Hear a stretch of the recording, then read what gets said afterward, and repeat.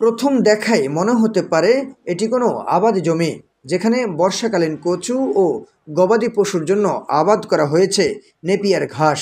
আদতে বিষয়টি তা নয়। নোয়াখালীর বৃহত্তর বাণিজ্য কেন্দ্র চৌমুহনী থেকে সেনবাগ উপজেলার সেবারহাট পর্যন্ত 15 কিলোমিটার খালের দৃশ্য এটি। দীর্ঘদিন পরিষ্কার না করায় আবর্জনা স্তূপে আপনা আপনিতে কচু গাছ উঠেছে, গজিয়েছে কয়েক হাত লম্বা নেপিয়ার ঘাস। আশপাশের জমিতে কৃষকদের লাগানো ঘাসও লাফিয়ে লাফিয়ে এখন খালে। এমন অবস্থা, খালের উপর দিয়ে যেন হেঁটেই পার হওয়া যাবে। খালের উপরে কচু ক্ষেত, ঘাস জন্মাইছে, এগুলা যে কয়েক বছর এবেলে এখানে পানি জমে গেছে। পানি এগুলার কারণে পানি নামতে পারতেছে না।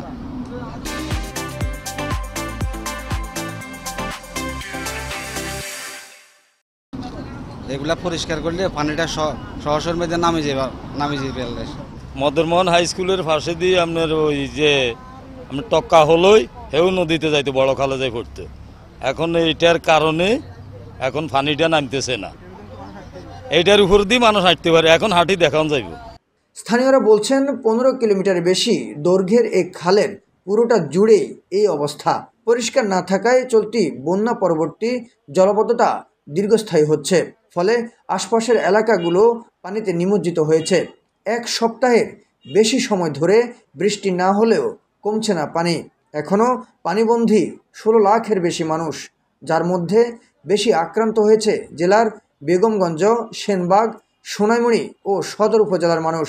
খালের ভিতরে যত ময়লা আবর্জনা আর যে কুচুরি ফেনাটা, এটার কারণ এটার উপর দিয়ে মানুষের জন্য হাঁটি যেতে পারে, কিন্তু ওই কারণে পানিটা নামতেছে না। খালটা যে উদ্যোগে এটা খাল খনন করতেছে, আমরা তাদেরকে ধন্যবাদ জানাই। পরিষ্কার করেন হানি নামে না বহুত দিনের জন্য, আজ যাও বছর। শুধু এই খাল নয়, বেগমগঞ্জের বেশিরভাগ খালের দৃশ্যই এরকম। তবে সম্প্রতি জলাবদ্ধতার ভয়াবহতা দেখে কিছু কিছু অংশে আংশিক পরিষ্কার করা হয়েছে। প্রশাসনিক উদ্যোগ তেমন চোখে না পড়লেও কোনো ব্যক্তি ও সংগঠন নিজ উদ্যোগে কিছুটা পরিষ্কার করেছে। খাল দাগনমইয়া থেকে চৌমুহনী পর্যন্ত প্রায় 20 কিলো খাল। গত 30 বছর যাবৎ এই খাল পরিষ্কার করা হয় নাই। বিভিন্নভাবে বন জঙ্গল পাশাপাশি মানুষের আবর্জনা ফেলে এই খাল এবং দখল করে রেখেছে। আমি এই উপজেলা প্রশাসনের সহযোগিতা নিয়ে আমার নিজ উদ্যোগে নিজ অর্থায়নে এই খাল পরিষ্কার করছি আজ গত 1 সপ্তাহ যাবৎ, এবং ইনশাআল্লাহ আমি এটা চৌমুহনী পর্যন্ত এই পরিষ্কার করার আমার ইচ্ছা প্রকাশ করছি। শুধু দুর্যোগকালীন লোক দেখানোর জন্য নয়, সত্যিকার অর্থে বছর জুড়ে খালগুলো পরিষ্কার পরিচ্ছন্ন করা হলে ইতিহাসের এমন ভয়াবহ জলাবদ্ধতা দেখতে হতো না নোয়াখালীবাসীকে। এখনই এসব খাল পরিষ্কারে ব্যবস্থা গ্রহণ না করলে মাশুল গুনতে হবে প্রতি বছরে।